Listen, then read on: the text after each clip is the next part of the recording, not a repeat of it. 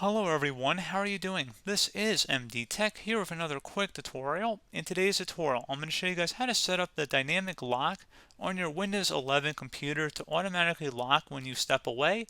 So if you have a compatible device that uses Bluetooth and you've stepped away from your device, then Windows should be able to detect that and then it should automatically go into sleep mode or lock.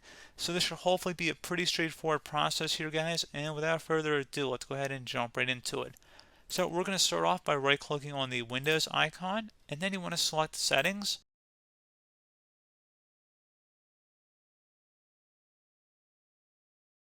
Select Accounts on the left side, and then on the right side you want to locate where it says Sign In Options, and go ahead and left-click on that.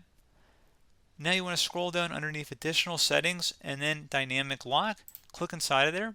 So if you want Windows to automatically lock your device when you're away, go ahead and check mark inside of here.